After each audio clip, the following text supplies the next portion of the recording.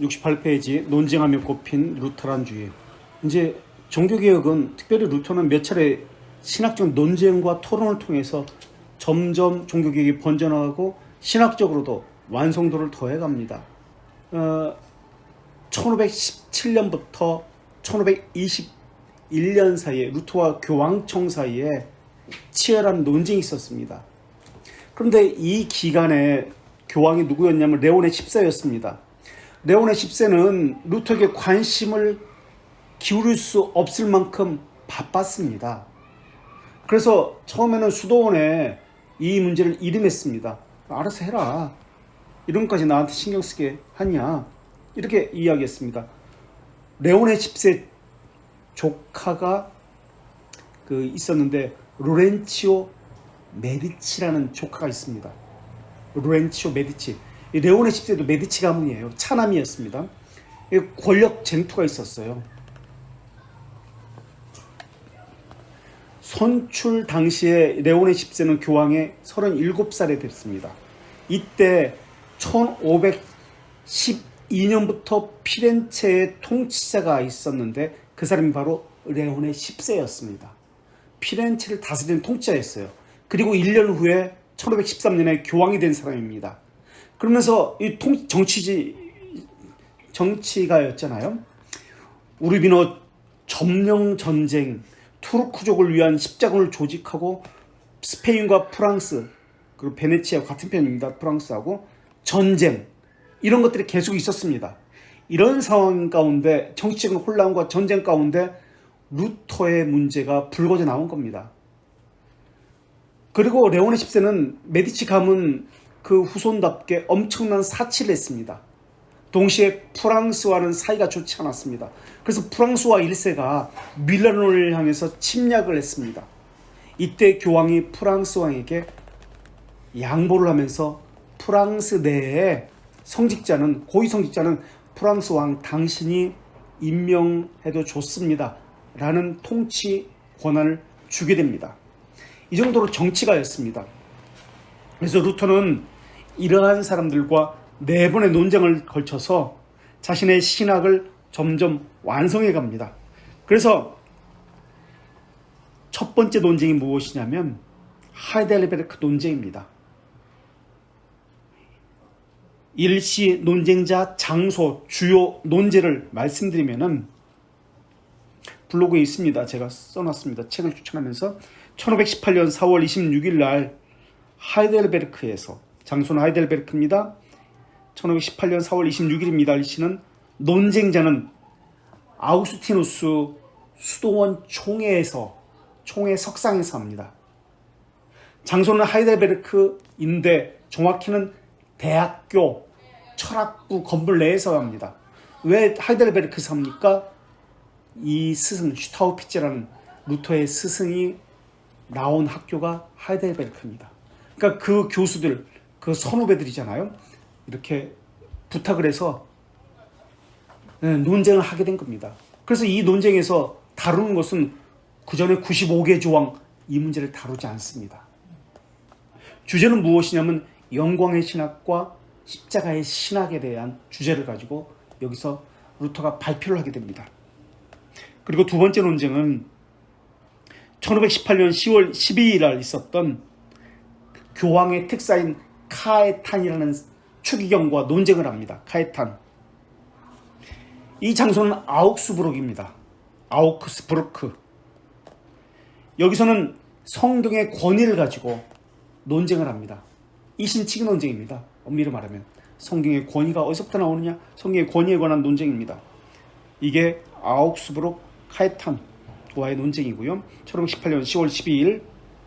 그 다음 세 번째 논쟁은 1519년 7월 4일부터 7월 11일까지 1519년 7월 4일부터 11일까지 요한네스 에크라는 교수와, 이 사람은 그 당시에 로마 카톨릭의 최고의 신학자였습니다. 전 유럽에서 아주 유명한 신학자였습니다.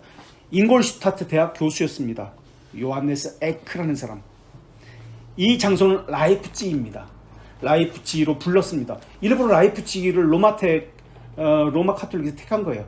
라이프치히는 어떻게 생긴 대학이냐면 혹시 아세요? 라이프치히 대학. 어디서 쫓겨난 사람들이 세운 대학이죠? 무엇과 관련돼서? 프라하 대학 얀 후스에게 쫓겨난 사람입니다. 근데 루터는 얀 후스의 추종자라고 불렸던 사람입니다. 그러니까 얀 후스에게 쫓겨난 사람들이 일을 갈 거 아닙니까? 그 사람들이 세운 대학이니까 여기서 하면 얀 후스파라고 불리던 이 루터에게 반감을 들 것이다. 반기를 들 것이다. 적대적일 것이다. 라는 계산하에 로마 카톨릭에서 라이프치히 대학에서 토론을 하게 한 겁니다. 그런데 놀랍게도 라이프치히 대학 교수들과 그 시민들은 루터의 적대감을 보인 게 아니라 오히려 루터를 지지하게 됩니다. 그래서 여기서 주제가 무엇냐면 교황의 권위인데요. 교황의 권위가 무너지게 됩니다. 이게 라이프치히 논쟁입니다. 이게 세 번째 논쟁이고요. 네 번째 논쟁은 제국회의, 보름스 제국회의입니다. 이건 이제 신성 로마 제국 황제가 주관하는 것이죠. 여기서도 요한네스 에크와 논쟁을 합니다. 1521년 4월 16일에서 4월 18일, 1521년 4월 16일에서 4월 18일에 있었던 논쟁입니다. 여기서 최초의 독일의 개혁교회가 세워지고요. 최초의 로마 카톨릭에서 결발한 교회가 세워집니다. 이제 완전히 손을 끌어버린 거예요. 루터가 로마 카톨릭과. 그래서 이 네 번의 논쟁을 통해서 루터의 신학이 정립되고요. 루터파가 생기게 됩니다. 그리고 루터의 종교개혁은 다른 사람, 멜랑이톤이라든지 칼빈은 신학 대전을 썼습니다. 예를 들면 조직신학적인 어떤 전체 신학 체계적인 책을 썼는데 루터는 그것을 쓰지 않았어요. 성경 연구에만 집중한 사람이 루터입니다. 그래서 루터의 종교개혁은 성경 강해와 연구에서만 나왔습니다. 책으로 들어가서 한번 볼까요? 이제 루터는 자신의 신학을 정리해 갑니다. 이것으로 루터의 사상, 그를 따르는 사상을 루터란주의라고 하는데 루터란주의가 태동합니다. 루터주의는 네 번의 논쟁을 통해서 발전했습니다. 처음에는 교황청 힘으로 누리려고 했습니다.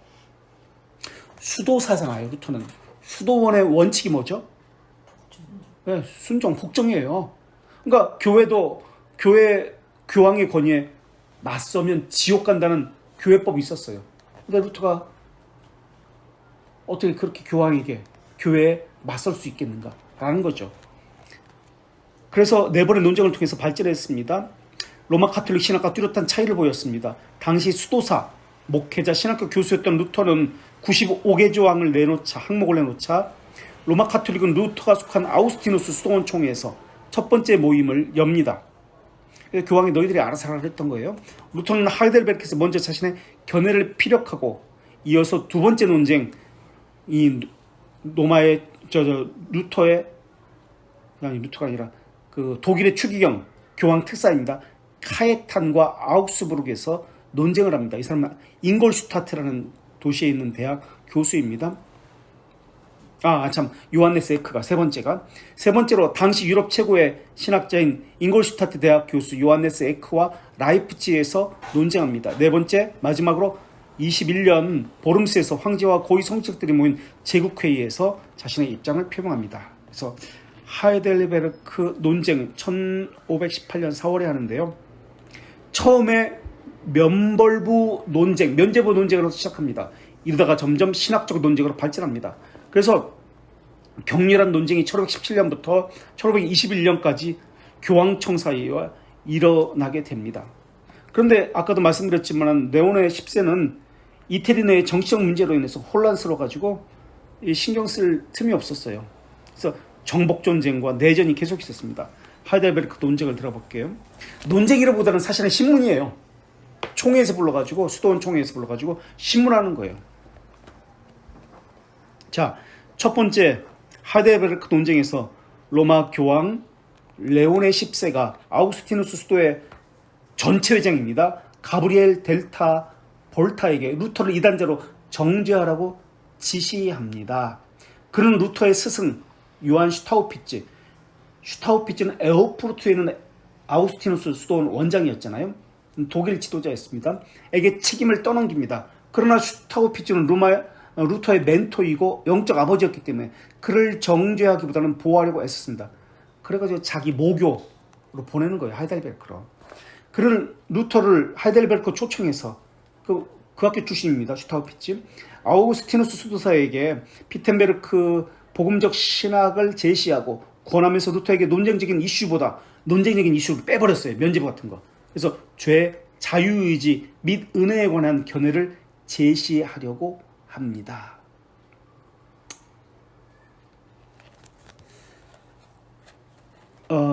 95개 조항을 붙이기 전에 사실은 루터는 9월 4일에 스콜라주의를 비판하는 글을 썼습니다.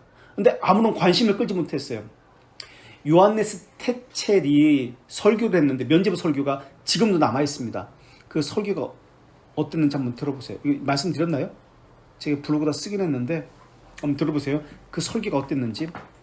사랑하는 친척들과 친구들이 죽어서 여러분에게 외치는 소리를 들어보십시오.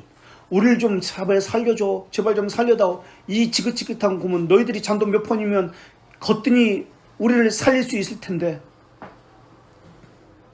자, 여러분에게 외치는 소리를 들어보십시오. 죽은 아버지가 아들에게, 죽은 어머니가 딸에게 애원하는 소리를 들어보십시오. 난 널 낳아주지 않았니? 너희에게 유산까지 남겨주었는데 그렇게 박절하게 잔인하게 그 조그만 돈 몇 푼 되지 않는다고. 그것을 아낀다고 뭐가 달라지겠니? 우리를 풀어주지 않겠니? 여기 불구덩이 속에 그냥 누워있게 우리를 내버려 두겠니? 여러분은 여러분의 아버지와 어머니를 구원할 수 있습니다. 동전이 괴짝 속에 떨어지는 순간 그들의 영혼은 연옥에서 튀어오르게 됩니다.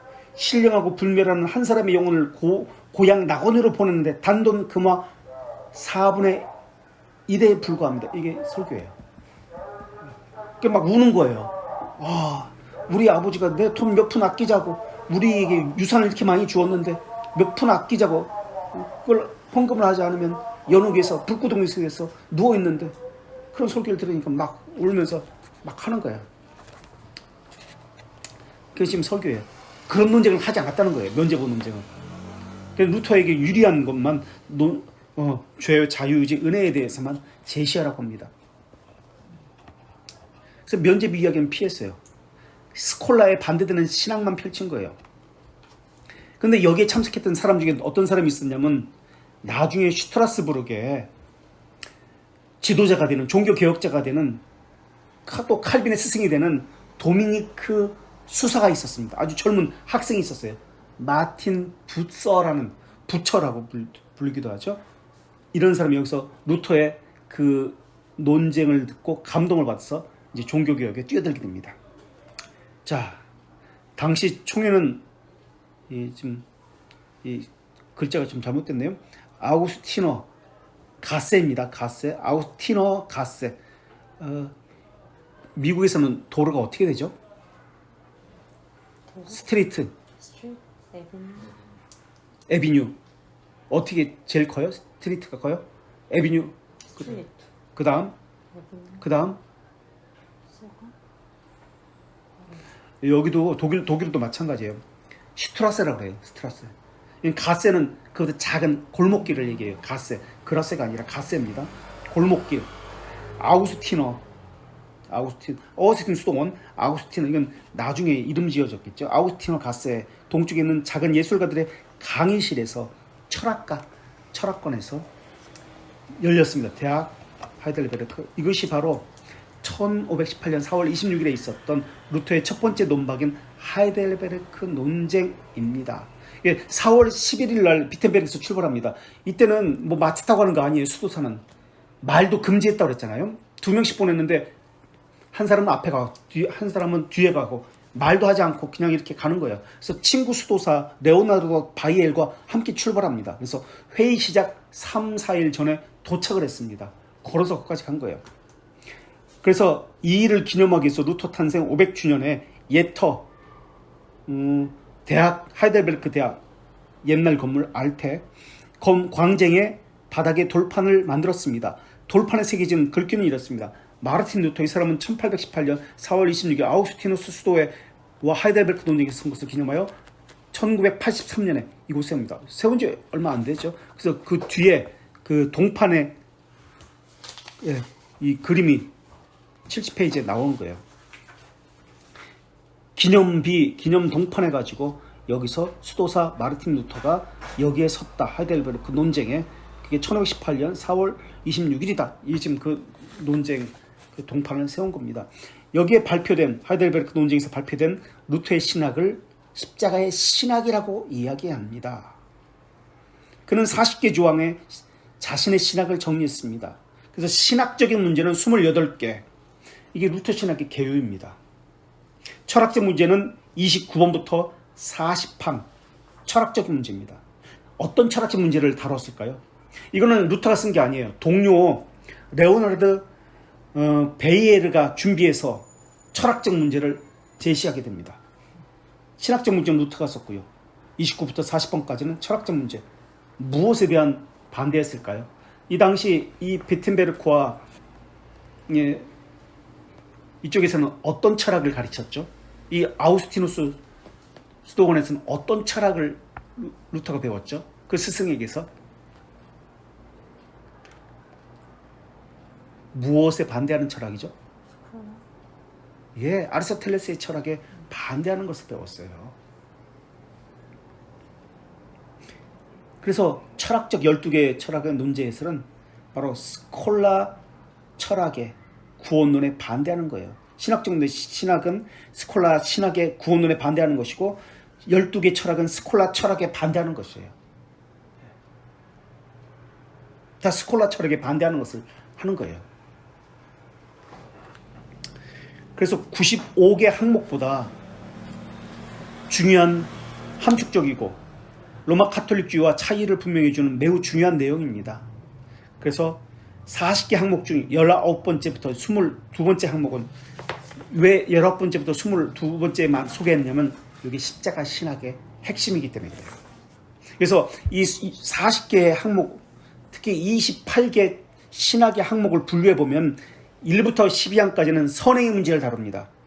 인간 행위의 성격, 인간 행위가 모두가 죄악이다라는 것을 다룹니다. 1부터 12항에서는 인간 행위 모두. 그래서 제가 블로그에 40개 항목을 모두 올렸습니다.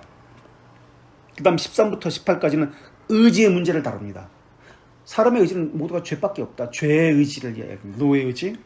그 다음 세 번째 19부터 24항까지는 십자가의 신학과 영광의 신학에 대해서 다룹니다. 로마 카톨릭의 신학과 루터가 주장하는 신학의 차이점이 무엇인지, 성경에 말하는 신학의 차이점이 무엇인지를 여기서 19부터 24항에서 다룹니다. 이게 핵심이에요. 하이델베르크 논쟁에. 그 다음 25부터 28까지는 믿음의 의가 무엇인가. 믿음의 의는 우리 안에 생하시는 하나님의 사역이지 우리가 하나님께 가는 것이 아니다라는 것을 다룹니다. 하나님의 사역, 믿음의 의에 대해서 다룹니다. 여기 보면 서문이 이렇습니다. 서문은 이렇게 써 있습니다. 1부터 나가기 전에 서문이 있는데, 성신학 박사 마르틴 루터님께서 사회를 보시고 예술 및 철학 석사 레오나르도 바이에르님이 대답할 것입니다. 자기 친구, 철학적인 논쟁을 했던 아우구스티파 앞에서 이 유명한 하이델베르크 도시의 장소에서 1518년 4월 26일. 그리고 뭐라고 썼냐면, 무엇이든지 우리 자신을 신뢰하지 않고, 잠언 3장 5절에 너는 마음을 다하고 여호와를 의뢰하고 내 명치를 의지하지 말라는 말씀의 정신으로 우리는 겸손하게 관심 갖는 모든 사람의 판단에 이 신학적 역설을 제출한다. 이 논제들은 그리스도가 선택한 도구들과 기구들 가운데 비길 데 없고 고르고 고른 도구인 바울로부터 적박하게 해설되었는지 분명히 수립되도록 이것을 행한다. 이게 서론입니다. 그러면서 1부터 20까지를 씁니다. 1은 여기 안 나왔는데 1이 뭔지만 몇 가지만 말씀드릴게요. 1. 하이델베르크 논제의 첫 번째, 인생의 가장 완전한 가르침은 하나님의 율법은 인간을 의롭게 할 수 없다는 것이다. 그때 율법은 도움이라기보다는 방해다. 이게 첫 번째입니다. 율법은 사람을 의롭게 할 수 없다는 것이 첫 번째예요. 두 번째, 자연인의 명령으로 부추기고 매번 다시 인간의 행위들을 행해지지만 인간의 행위는 참으로 인간을 의롭게 할 수 없다. 인간의 행위는 사람을 의롭게 할 수 없다는 것이 두 번째입니다. 세 번째, 인간의 행위가 언제나 훌륭하게 보이고 대단히 좋은 모습을 갖고 있지만 그것은 모든 가능성에서 죽을 수밖에 없는 죄들이다. 어떤 행위를 하든 사람은 죽을 수밖에 없는 죄들밖에 없다는 거예요. 이게 세 번째입니다. 그렇게 하는 것이 19번 한번 볼게요. 이제 십자가의 신학 핵심입니다. 19번. 실제로 일어난 일 가운데 불가시적인 일들을 분명하게 인식하겠다고 생각하는 사람은 신학자가 아닙니다. 목사가 아니래요. 지도자가 될 수 없대요. 무슨 말입니까? 분명하게 인식하겠다고 생각하는 사람은 불가시적인 일은 눈에 보이지 않는 것을 인식하겠다 하는 것은 목사가 아니다. 신학자가 아니다라고 얘기해요. 이성으로 알 수 있다는 거예요. 이성으로 알 수 있다. 하나님을, 이 스콜라주의를. 그런 사람은 목사도 아니다. 신학자도 아니다라고 얘기해요. 이게 19번입니다. 19에서 22까지 특별히 20항. 여기 십자가의 신학의 핵심인데요. 보십시오. 신학자로 불릴 자격이 있는 사람은, 목사로 불릴 자격이 있는 사람은 누구냐? 고통과 십자가를 통해서. 십자가 신학의 핵심이 무엇이다? 고통이에요. 고통. 고난, 고통. 고통과 십자가를 통해 나타나는 하나님의 가시적이고 명시적인 일들을 이해해야 합니다. 인식의 문제를 다뤄요. 인식의 문제는 그리스도의 구원과 윤리 문제를 이야기합니다. 이게 루터 신학의 출발이에요. 어떻게 인식할 것인가? 하나님께서 하나님 우리가 어떻게 인식할 것인가? 그리스도의 십자가와 고난을 통해서 하나님을 인식할 수 있다고 이야기합니다. 십자가의 도가 구원하시는 하나님의 지혜다라고 이야기합니다. 어떻게 하나님을 인식합니까? 이것에 따라 그리스도의 윤리적인 태도가 결정됩니다. 그래서 루터에게 있어서 하나님의 인식하는 문제와 그리스도의 삶의 윤리의 문제는 둘이 아니라 하나입니다.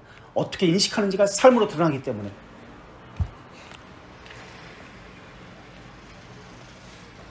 그래서 20항이 그렇게요. 21항. 영광의 신학자는 로마 가톨릭이 이야기합니다. 악을 악이라 말하고 그건 아니지. 악을 선이라 말하고 선을 악이라 말합니다.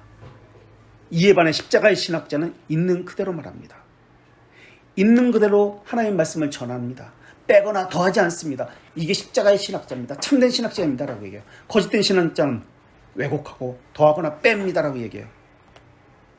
이신칭의에서도 똑같은 이야기를 하는데요. 사람이 거룩하게 되어 하나님께 올라가는 것이 영광의 신학이라면 사람이 올라가요. 하나님께. 그러나 하나님이 사람에게 내려오는 것이 십자가 신학입니다. 22항 한번 좀 읽어주시겠어요? 사람이 인식하는 행위에서 불가시적인 하나님의 일을 본다고 하는 지혜는 사람을 득이양양하게 하고 완악하게 해서 안하무인으로 만듭니다. 하나님이 알 수 있다라고 하면 교만하게 만든다는 거예요.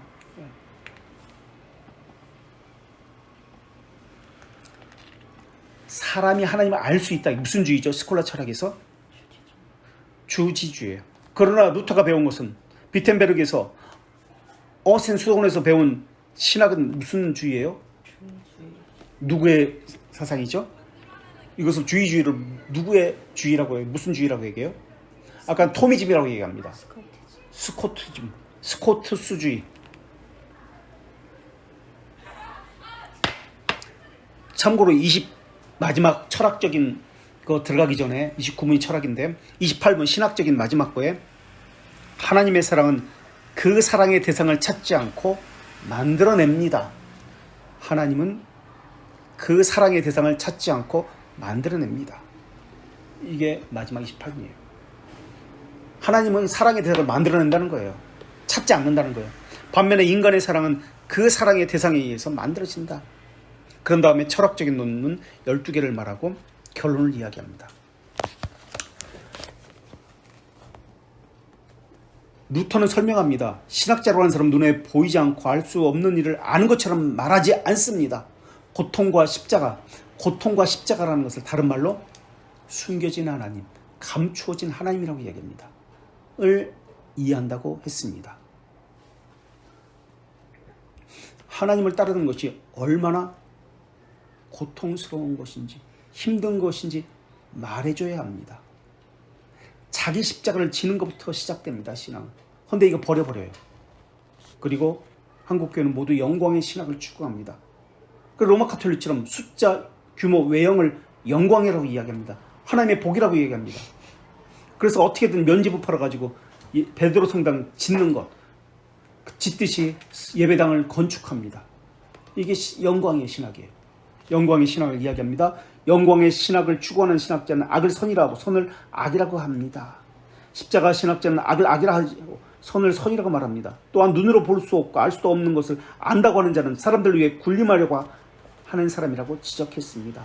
안타깝지만 루터가 지적했던 문제들은 한국교회 현실에서 볼 수 있습니다. 한국교회 영광의 신학을 추구하고 있어요. 로마 카톨릭처럼. 500년 전 루터가 지적했던 이 문제들은 한국교회에 재현된 정말 큰 불행입니다. 당시 교회가 부패였고 타락했던 실상을 살펴보면 그 부패가 한국교회 안에 더 이상 지배되지 않기를 바랍니다. 우리는 루터가 정리한 십자가 신학에 비추어 우리의 모습을 진단해 보아야 합니다. 1518년 루터의 십자가 신학이 요약되어 나오기까지 그는 자신의 강의, 편지, 대화, 글 등에서 어떤 의미인지 이것을 밝혔습니다. 앞서도 인용했지만 1516년 4월 8일 아우구스토의 사제이며 친구인 게오르그 슈팡렌에게 보낸 서신에 이 신학이 잘 나타났습니다. 목사가 죄에 대해서 고통스러운 고민이 없으니까 죄를 이야기하지 않는 거예요. 죄가 뭔지 모르니까 죄에 대한 설교를 하지 않는 겁니다. 사유의 깊이가 죄의 고난과 깊은 고민을 따라가지 못하는 거예요. 그러니까 십자가에 대해서 이야기하지 않습니다. 그것이 와닿지도 않아요. 그저 표상적이고 겉만 핥는 그런 얕은 물에서 물장구 치는 십자가 죄만 이야기해요. 깊은 사색에서 그리스도를 만나는데 이것이 없어요. 죄 가운데에서. 그래서 루터는 히브리서 12장 11절을 주석을 합니다. 그것을 통해서 하나님의 일적인 사역, 고통을 주시는 사역이라는 것을, 십자가의 사역이라는 것을 그것을 이야기합니다. 우리에게 혜택을 주시기 위해서 고통의 사역을 말합니다. 그래서 1525년 에라스무스와 자유의지 논쟁에서도 십자가 신학을 다시 이야기합니다. 그리고 1527년에서 1530년 사이에 한 이사야 강해에서도 다시 고통의 신학, 십자가의 신학을 이야기하고요. 또 창세기 강의 1535년에서 1545년 사이에 창세기 강의라는 데 십자가 신학을 다룹니다. 그만큼 십자가 신학에 대해서 십자가를 못 박힌 예수 그리스도 안에서만 참된 지식과 참된 신학을 발견할 수 있다고 이야기합니다. 그러나 어리석은 십자가를 통해서 하나님을 발견할 수 없는 사람들이 있다고 이야기합니다. 다른 사람이 이것을 미련하다고 이야기하기 때문에 그렇습니다. 십자가의 도를 미련하다고 이야기해요. 아가 2장 2절 한번 찾아보실래요? 아가 어떤 분이 한번 크게 읽어주세요. 이게 십자가의 신학, 숨겨진 고통의 신학입니다. 이것을 가지고 인용해서 이야기합니다. 아가 2장 2절. 여자들 중에 내 사랑은 가시나무 가운데 백합화 같도다. 예, 가시나무 가운데 백합화 같도다. 가시 가운데 있는 백합화래요. 가시. 백합화는 가시나무 속에서 발견됩니다. 십자가의 신학입니다. 십자가의 어리석음을 통해서 하나님의 지혜가 나타난다는 것을, 고난과 고통을 통해서 하나님의 지혜가, 진리가 숨겨져 있다고 이야기합니다. 십자가를 발견하지 못하는 사람은 신학자가, 목사가 아니라는 거예요. 고난과 고통 속에서. 그래서 그 편지를 했는데 72페이지 한번 보세요. 넘겨서 제 윗줄.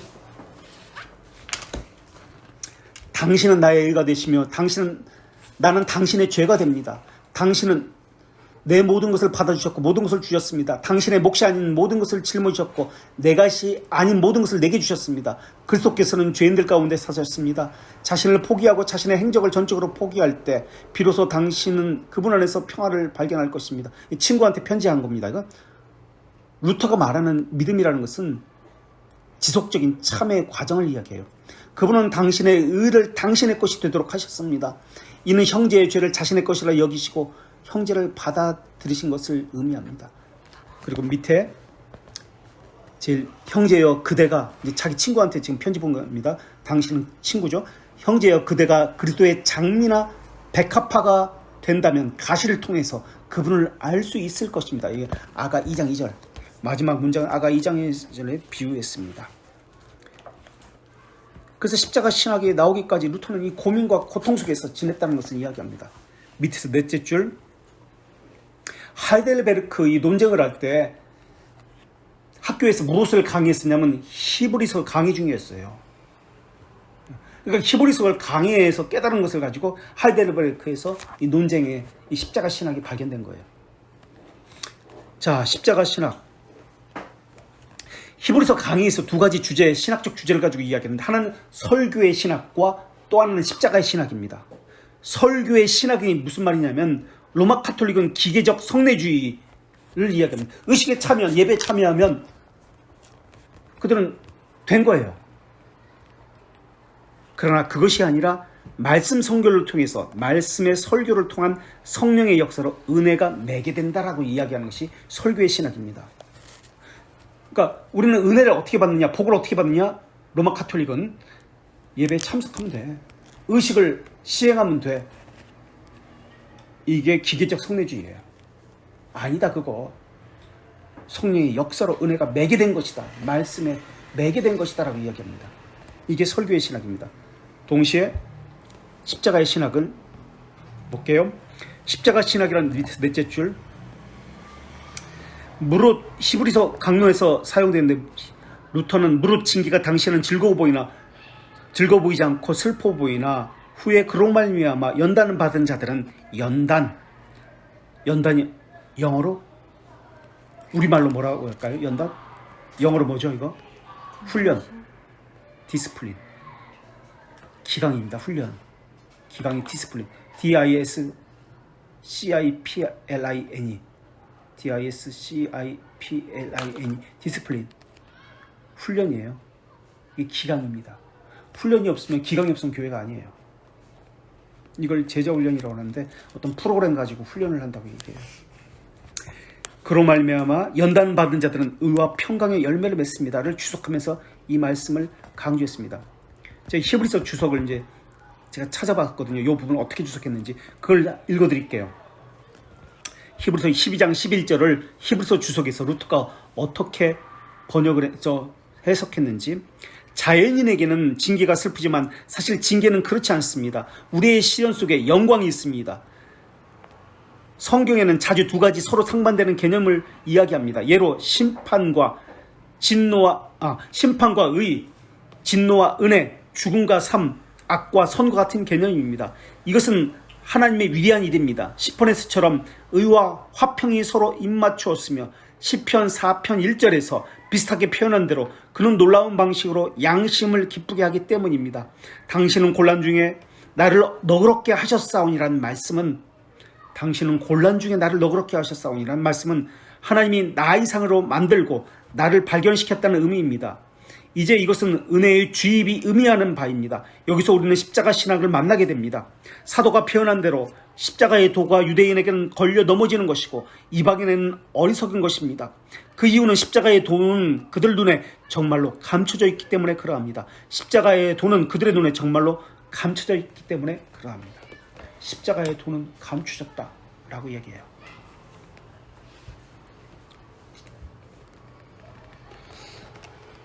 자,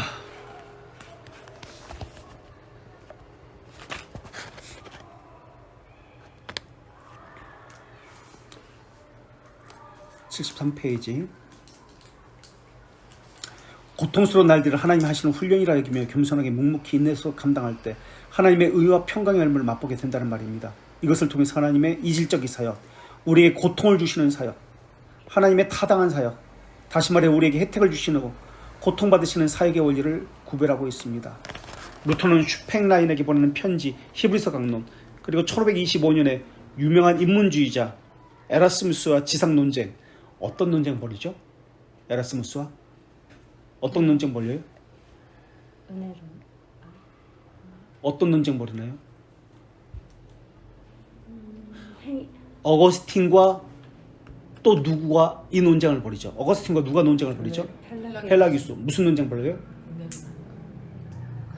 은혜로운 논쟁. 맞아요. 은혜로운 논쟁이 뭐죠? 자유의지와 관련, 노예의지와 자유의지에 관한 거잖아요. 마찬가지예요. 루터와 에라스무스도 자유의지 논쟁입니다. 노예의지, 자유의지 논쟁을 벌입니다. 여기서 자신의 신학이 십자가 신학임을 분명히 밝혔습니다. 그리고 이사야와 창세기 강해에서도 밝혔습니다.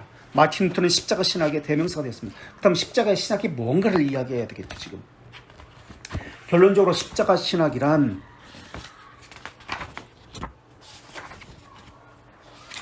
오늘 하이델베르크 다 끝내려고 했는데 의의 열매가 고통 가운데 감추어져 있는 것처럼 구원은 십자가 뒤에 숨겨져 있다는 내용입니다. 고통을 겪지 않은 사람은 구원의 감격을 모릅니다. 하나님의 은혜는 십자가 안에 숨겨져 있다는 것을 이야기해요. 감춰진 하나님, 십자가의 신학이에요. 인간의 고통을 통해서 하나님은 능동적으로 활동하신다는 것을 이야기해요. 히브리서 기자는 11장에서 믿음을 이야기하고 12장에서는 믿음의 주여 온전케 하시는 인 예수를 바라보는 자는 사생애가 아니라 아들이기 때문에 겪는 고통이 있다고 이야기합니다. 신앙의 훈련인 고난과 연단의 과정을 지나야 한다는 말을 합니다. 그래서 기강을 이야기했죠. 디스플린. 루터 자신도 이런 고통의 과정을 지냈고 믿음을 가진 사람이라면 당연히 받는 시련을 겪었습니다. 그러면서 하나님을 신뢰하는 법을 외웠습니다. 루터는 십자가로 인해서 우리가 하나님과 화해했으며 절대로 십자가를 잊어서는 안 된다고 이야기했습니다. 그래서 내적인 의를 루터를 참된 덕이라고 얘기했고요. 외적인 의를 거짓된 덕이라고 얘기했습니다. 그래서 인간의 행위에서 나오는 의와 그러니까 인간의 행위에서 나오는 의와 하나님으로부터 오는 의를 구별해야 된다고 이야기했습니다. 그래서 하나님으로부터 오는 의가 참된 의다. 사람 자기 의로부터 나오는 것이 하나님에 대한 반역이다라고 얘기합니다. 그래서 죄의 본성을 교만이라고 이야기했습니다. 74페이지. 진리는 땅속을 깊이 파고들어야 겨우 발견할 만한 영롱한 보석과 같은 것입니다. 온갖 역경 너머에서 믿음의 비밀을 간직하고 그 자태를 좀처럼 뽐내지 않는 신령한 것, 이것이 바로 진리입니다. 그러므로 믿음은 감추어진 십자가의 비밀, 고난 속에서 연단이라고 이야기하죠. 기강, 견인, 십자가의 비밀을 찾아가는 것입니다. 하나님의 선하심에 대한 전적인 신뢰입니다. 우리는 하나님의 비밀스러운 경륜, 신비 사역을 납득하기 어렵습니다. 그래도 하나님의 경륜을 신뢰하면서 그것에 믿음의 닷을 내려야 합니다. 자, 루터는 하이델베르크 논쟁을 끝나고 곧장 집으로 돌아갑니다. 영광의 신학을 볼까요? 루터가 보았을 때 당시 신학의 주류는 영광의 신학이었습니다. 그럼 영광의 신학이 뭐냐? 루터는 그것을 잘못되었음을 알고 십자가 고통에서 나오는 십자가 신학을 발견했습니다. 영광의 신학을 따르는 자들은 너희 중에서 예수 그리스도와 그가 십자가에 못 박히신 것 외에는 아무것도 알지 않기로 작정하였으면 말씀의 의미를 모릅니다. 오늘날에는 교회가 영광의 신학만 있습니다. 십자가의 신학이 없어요. 똑같아요. 루터 신우다. 후기 스콜라주의는 하나님의 존재에 대해서 인간이 의지적으로 사색함으로 존재를 파악할 수 있다고 말을 했는데 이것을 영광의 신학이라고 불렀습니다. 그렇다면 루터가 스콜라 신학에서 말하는 논쟁에서 십자가 신학과 영광의 신학의 차이는 어떤 차이가 있을까요? 이 십자가 신학과 영광의 신학을 비교합니다. 첫 번째, 영광의 신학에서 회개에 대해 정의합니다. 자기 죄를 슬퍼하고 더 이상 죄를 짓지 않으려고 다짐하는 것, 결단하는 것을 영광의 신학이라고 얘기해요. 결단하는 거, 결심하라. 회개는 바른 삶을 위해서 죄인이 다시는 죄를 지키지 않겠다고 결심하는 것이 영광의 신학입니다. 왜 결심 안 해? 결단하라. 이게 영광의 신학이라는 거예요. 구원받기 위해서 이전에 알려지는 죄에 대해서 회개해야 합니다. 이때 회개를 불완전하게 했다면 그것은 그가 실제로 구원받은 것에 대해 의심하기 때문에 그렇습니다. 협력적 사역, 여기서 시너지즘이라고 얘기하죠. 누가 이야기했죠? 이것은 초대교회 오리게네스. 거기서부터 나온 것이 세미펠라기우스, 세미펠라기안, 그 다음에 아르미우스주의가 나오죠. 선행이 먼저입니다. 그럼 하나님께서 은혜를 베푸신다는 거예요. 529년 2단위로 정지됐죠. 세미펠라기안 사상이. 이와는 달리 십자가 신학은 회개에 대해서 말하기를 인간의 결심과 통해가 아니라 믿음과 통해라고 이야기합니다. 믿음의 정의가 뭔가요? 믿음의 정의. 하나님 아버지의 구성에 대한 확고하고 확실한 지식. 네. 하이델베르크 21문 한번 찾아보실래요? 하이델베르크 21문에 나오고요. 웨스트민스터 신앙고백서 14장 2항에 믿음의 정의가 나옵니다. 21문 참된 믿음은 어떤 지식으로서 자신의 말씀으로 우리에게 계시한 모든 것을 진실하다고 고사할 뿐 아니라 성령께서 나의 심정에 복음으로 사역한 확실한 확신이고 두 번째 이항 이것은 다른 자만 아니라 나에게도 제3면 영원한 공의와 구원이 하나님에 의해 은혜로 그리스도의 공로로서만 무상적으로 주어진다는 것입니다. 한마디로 예수 그리스도의 무상적 공로를 하나님의 은혜로 수용하는 것을 믿음이라고 이야기합니다. 그리고 신앙고백서 14장 2항 2절에서는 믿음을 하나님의 약속을 받아들이는 것이라고 그렇게 정의를 냅니다. 하나님의 약속을 받아들이는 것, 언약을 수용하는 것, 이게 믿음이다라고 그렇게 이야기합니다. 통회는 로마 가톨릭은 자기 잘못을 참회하고 다시 죄를 범하지 않도록 결심하는 것을 통회라고 이야기합니다. 믿음과 통회. 십자가 신학에 의하면 율법은 우리 죄를 통회하게 만들고 슬프게 하지만 복음은 그리스도 예수 그리스도의 구속의 사역을 믿도록 합니다. 또한 회개는 컨버전, 구원을 얻게 하는 단 하나의 행위가 아니라 독일어는 부세입니다. 부세. 속죄, 회개, 참회. 하나님께 돌이키는 것. 죄에서 하나님께 돌이키는 것. 소개문답 87문은 생명에 이르는 회개로 이야기합니다. 생명에 이르는 회개. 두 가지 회개가 있죠. 참된 회개와 생명에 이르는 회개. 회개는 구원을 얻게 하는 단 하나의 행위가 아니다. 삶 전체를 통해서 평생 지속적으로 이루어져야 합니다. 그런 의미에서 참된 회개는 하이델베르크 88문 반복해서 죄를 짓고서 다시 죄를 짓지 않겠다고 결심하는 것이 아닙니다. 항상 회개하고 결속, 주님을 더 신뢰하고 믿음으로 귀결하는 것입니다. 내가 결심하는 것이 아닙니다. 두 번째로 영광의 신학은 삶과 복음을 분리시킵니다. 혀의 교리예요. 영광의 신학은 삶의 교리가 아니에요. 행하지 않아요. 구원받은 신자에게 행해야 할 거 행하지 말아야 할 목록이 주어집니다. 그리고 그 규칙을 어기면 다시 자신의 삶을 드리고 약속을 거듭거듭합니다. 해야지. 영광의 신학은 두 번째, 구원받았기 때문에 구원받은 신자는 죄를 범한다 해도 다시 십자가로 돌아갈 필요가 없으며 단지 자신의 삶을 드리면 된다라고 이야기합니다.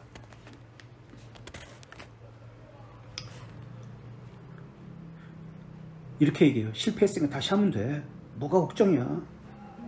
실패했으면 다시 하면 되지 뭐. 사람을 이해시키려고 해요. 그러다 보니까 진리를 왜곡합니다. 사람 입장에서 이해하려고 합니다. 이해시키려고 해서는 안 되는데 진리가 왜곡되는 거예요. 얘는 얘, 아니오만 하면 되는데 그렇지 않습니다.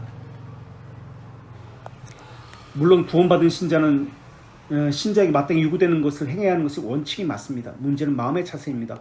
구원받은 이후에도 신자는 계속적으로 진리의 도전과 교훈을 받으면서 실천하는가, 아니면 구원받은 사실은 과거에 일어난 일이므로 이후에는 자신의 목록을 걸어놓고. 세 번째, 영광의 신학은 이렇습니다. 자기 목록을 정해놓고 그 규칙을 따라 실천하는가 문제입니다.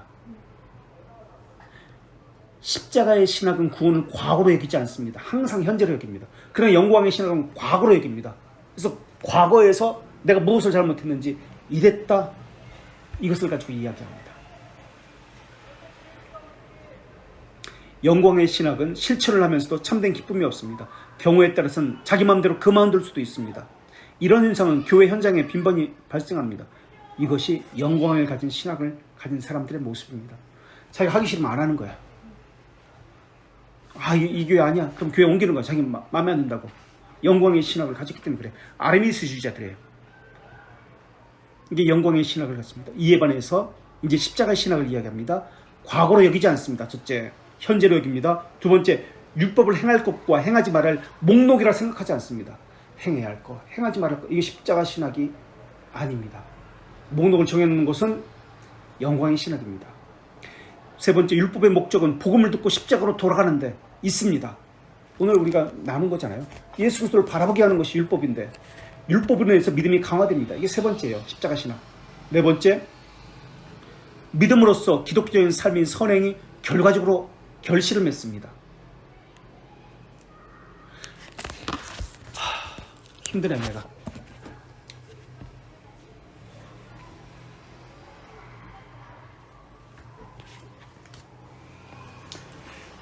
그 다음 5번째, 말씀을 들으면 반드시 회개하게 합니다. 회개라는 것은 후회나 어떤 결심을 이야기하지 않습니다. 6번째 뭐죠? 이웃의 죄를 용서하는 마음이 생깁니다. 내가 죄인이기 때문에 용서하는 거예요. 내 그들보다 나은 것이 없기 때문에. 7번째, 십자가 때문에 죄를 용서하겠다는 결단이 생기고 용서를 실천하고요.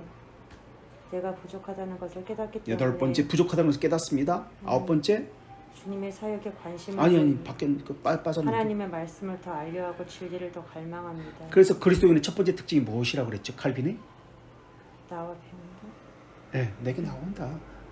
배우려는 자예요. 요한복음 6장 45절입니다. 내게 나와 가까이 나와 배운다. 배우느니라. 주께 나와 배우느라 그랬습니다. 그 다음 진리를 알려고 갈망했고요. 10번째, 주님의 사역에 관심을 봅니다. 주님의 사역에. 11번째, 지속적으로 말씀에 조명을 받습니다. 12번째, 자신이 해야 하는 일을 습관적으로 결정하거나 실천하지 않는다. 예. 그 다음 한 가지 또 빠졌는데요. 13번째. 이건 지금 이제 십자가의 신학이 이렇다는 것이지. 13번째, 견인이 있습니다. 견인이 있기 때문에 참고 기다립니다.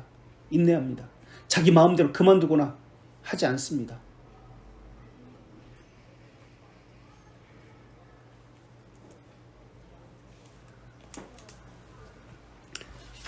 세 번째로, 영광의 신학은 자신보다 다른 사람을 낫다고 여깁니다. 구원받은 사람은 구원받지 않는 다른 사람보다 높은 단계에 올랐다고 생각합니다. 더군다나 구원받은 첫 번째 단계는 첫 번째 단계이고 두 번째 단계에 성화를 이루어간다고 생각합니다. 이게 뭐죠? 어떤 사람들의 생각이에요? 첫 번째 단계, 두 번째 단계 성화, 세 번째 단계 뭐 이런 식으로 단계를 나누잖아요.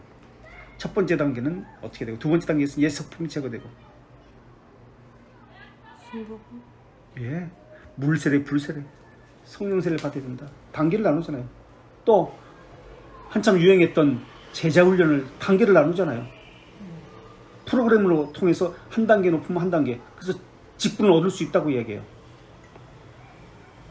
훈련을 통해서 프로그램이 단계별로 영성주의자예요.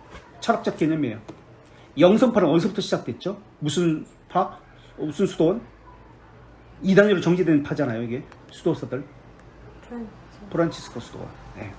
영성파를. 지금 그거예요. 한 단계 한 단계. 영광의 신학입니다. 이와 달리 십자가 신학은 자신을 다른 사람보다 낮게 여기지 않습니다. 십자가의 신학에서 율법과 복음은 거룩하게 살도록 계몽하는 수단이 아닙니다. 죄를 더 깊이 자각하고 느끼게 할 뿐입니다. 십자가 신학은 구원받은 경험, 성화, 그리고 더욱 영적이 되었다는 사실에 초점을 맞추지 않습니다. 구원받은 경험, 간증, 거룩, 윤리, 도덕, 구제, 교회 업적, 이것에 초점을 맞추지 않습니다. 근데 한국 교회는 이것에 초점을 맞추잖아요. 우리 교회가 어떤 구제 행위도 했다, 간증 집회한다, 교회 업적, 선교사를 몇 명 보낸다, 어떤 좋은 일을 했다. 영광의 신학입니다. 십자가의 사역에 그들은 관심을 갖지 않습니다. 십자가의 사역에 관심을 갖지 않는다는 것은 자기가 죄인이라는 것에 관심을 갖지 않습니다라는 말을 하는 거예요. 내가 이런 일을 했다라는 것에 관심을 갖는다는 말이에요. 사람의 의지를 부추깁니다. 하나님을 향해 매일 단계적으로 매일의 삶이 거룩한 단계에 이르려고 하지 않습니다. 영성주의, 영광의 신학이에요. 영성보다 그리스도 예수 안에 있는 하나님의 은혜에 대해서 십자가의 신학은 얘기합니다. 마틴 루터가 정확하게 지적한 영광의 신학, 영성, 소위 말하는 영성하는 말 자체가 잘못됐어요. 근데 지금 로마 카톨릭에서 이야기하는 대로 말하고 있기 때문에 영성신학이라는 단어를 씁니다. 영성신학이 지금 한국교회 그대로 성행하지 않습니까?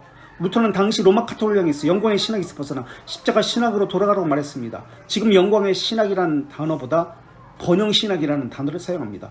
번영신학에서는 예수 믿으면 병든 사람은 병이 낫고 가난한 사람은 부자가 됩니다. 만사가 형통합니다. 십자가 신학에서 보면 이 세 가지를 갖추면 믿음이 있는 사람이라고 평가하는 번영신학은 참으로 심각한 문제입니다.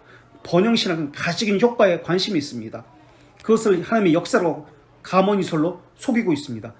여러분은 십자가 신학을 생각해야 됩니다. 가시적인 현상만을 가지고 은사를 강조하고 번영이 하나님의 복식이라고 가르치는 신앙은 프로테스탄트 신앙을 표방하지만 실제로는 번영 신학, 영광의 신학을 따르는 로마 카톨릭 주의자들입니다. 어떻습니까? 우리의 신학은 어떤 신학입니까? 여기까지. 혹시 질문이 나올 거 있어요?